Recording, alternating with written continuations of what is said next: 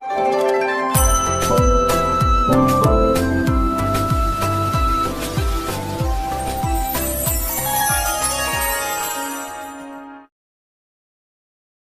जगन्नाथ मु दिवाकर दास आपण मानक प्रणाम करछि। आज आपण मानक कहबो शास्त्र अनुसार केउ माने पाद छुईबा कथा नुहे आ केउ मानक पाद छुआइबा कथा नुहे।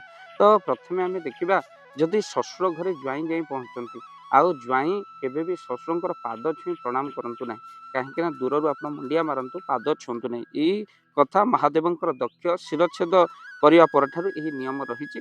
तो सेतिपई आपण जेहेतु देवदेव महादेव कौन करथिल दक्षଙ୍କ शिरच्छेद करथिले, ज्वाई सर्वमान्य होइथांती। ज्वाईंकर पाद जदि ससुर घरे पड़े धन संपत्ति वृद्धि हुए। तेणु ज्वाई को जेहेतु ईश्वरंकर स्वरूप बोली मन करा जाए, तेणु ज्वाई ससुर पाद को छू न छुई दूररू प्रणाम करियो, कहीं ससुर मध्य एक पिता अटंती। यथामान्य प्रणाम करियो किंतु पाद छुईब नाही। जेहेतु आपण कन्या दान करिसंती, जेहेतु जनकु दान देई देइसंती, तो सेतिपई आपण कोन करंती ना ससुर होई मध्य ज्वाई आपणकर पाद छुई प्रणाम करिबा अपराध होइते।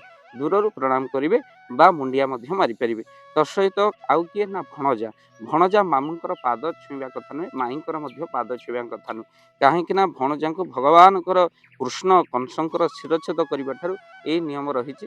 तो जेहेतु भगवान कंस ठारू निश्चिंत भाव बहु गुणे बड़ थिले, तो सेतिपई भणजांकर पाद मध्य पड़िले बहु शुभ होइताय। तो सहित मध्य भणजांको मध्य मामु माईंकर पाद स्पर्श करिबा कथा नुहे। तापर कुआरी झियो को केबे निजर पाद स्पर्श करंतु। कुहारी झियो देवींकर स्वरूप होइताय। दूररू प्रणाम करिबा कथा कहंतु किंतु पाद छुआंतु नाही, जा द्वारा आपनक देवी को अपमान होइताय। ता सहित शोइथिबा किंबा आपनकर भोजन करुଥିବା व्यक्तिंकर पाद जाई केबे स्पर्श करंतु नाही। एमिति कि मंदिर भितरे मध्य आपण हातरे प्रणाम करि परिबे किंतु आपण पाद छुई प्रणाम करंतु। से स्थान रे ब्राह्मणंकु गुरुंकु एभଳି भाबरे आपण संतंकु प्रणाम करि परिबे, किंतु आपण मंदिर भितरे प्रभुंक सामने केबे काहाको प्रणाम करंतु नाही। काहेकि ना भगवान जोटी बसचंती सेठी से प्रणाम र अधिकारी। तापरे आपण मन रखि थांतु आउ काहाको ना जे छोटिया बालक धरिथिबा धरिकी काहाको आपण प्रणाम करंतु नाही। छोट छुआटी को आपण कोळे धरि काहाको प्रणाम करंतु। एक तो खसी जिबा छुआर चांस अछि, द्वितीय होती बालक हेउचंती भगवान विष्णुंकर स्वरूप होइतान।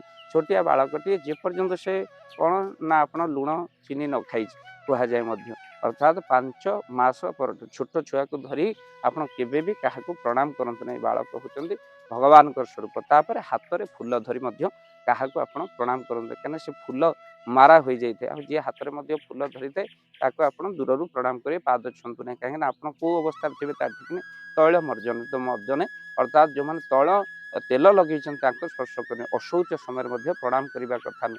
गंधर्व वेश बर साजी आपण जाउथिबा समय प्रणाम करिया कथा न। क्रिया धरिथिबा समय आपण प्रणाम, अर्थात तर सहित मध्य गो बाधक जदि गाई आपणकर ऋतु वरण करिसंती, तेणु गो बाधिया समय मध्य प्रणाम करिबा कथा न, जाकि अशौच मध्य कहा जाय। तेणु यही स्थान रे प्रणाम करिबा कथा न बा काहार पाद छुइबा कथा न।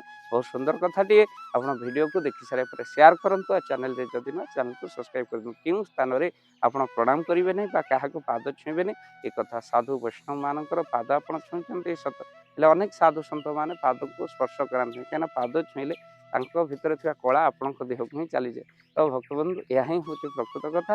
आपण वीडियो को शेयर करिवे, चैनल जदि न चैनल को सब्सक्राइब कर दियंतु। तेणु जोठी नई पड़िबा आपणकर जानिचंती ताही नम्रता पूर्वक प्रणाम कहा जाए। तेणु भागवतर प्रथम नई पड़िबा नमई नृसिंहचरण अनादि परम कारण। भूल रे केबे कहार आंठु छुई प्रणाम करंतु नै। एबेर समय आछि, आगे थिला प्रणाम सोई सोई, तापर प्रणाम आसिला नई नई, एबे चलछि प्रणाम ठिया ठिया, तापर आसियो बिल्कुल नाही नै। प्रणाम काड पळै गलानी। एबे जो माने प्रणाम करूछंती बिल्कुल नौ नांती। प्रणाम करिवार अछि तो मुंड लगाई प्रणाम करंतु, नयले आपण केबे भी कहार आंठु छुई प्रणाम करंतु नै। जदि कहार आंठु छुई प्रणाम करछंती उभयं को शनि दशा पड़े। तेणु एबे सब फॉर्मालिटी मेंटेन पे आंठु पर्यंत ही हाथ जाउची, पाद पर्यंत जाउनी। तो सेति पई ए प्रणाम मध्ये निषेध करा जाय। आउ कहा जाय प्रणाम होची दंडवत, दंड प्राय पड़ी प्रणाम। तेणु दंडवतटा एबे बदल जाइए। आपण जानते जो कि शास्त्र कहते हिंदी में कथा अच्छी कि पड़े हुआ दंडवत नहीं, अभी खड़े हुआ दंडवत चल रही है। तेणु एबे समय को लक्ष्य रखी एबे भी आप शास्त्र नियम भूल करंतु नहीं। आगे गोड़ बाजी गले विष्णु कहते सरी कहले आम पाश्चात्य सभ्यतार आम जो रही सनातन संस्कृति केबे नष्ट करंतु। वीडियो को बहुमात्रा शेयर करंतु, कहीं अनेक लोक अनेक कथा शिखिपारे छोटिया वीडियो। जय जगन्नाथ। जय जगन्नाथ। धन अर्जन धर्म करी धर्मे प्राप्त नरहरि। आपण उपार्जित धन को जदि धर्म कार्य लगेवाई चाहूँगी किसी असहाय असुस्थ व्यक्ति पाखे आम प्रतिदिन पहुँचू आउ कि सहयोग करूँ जदि आपणकर से गुंडुची मूषा भली दान से कार्य लगे चाहूँगी स्क्रीन रे चली ए नंबर रे एबे कॉल करंतु आमे दबु आपन को फोन पे नंबर आपनकर जेतिकी समर्थ रही सामर्थ्य अनुसार आपण प्रदान करेंगे आपणकर अर्थ राशि एबे आपण जानिके आनंदित हेबे।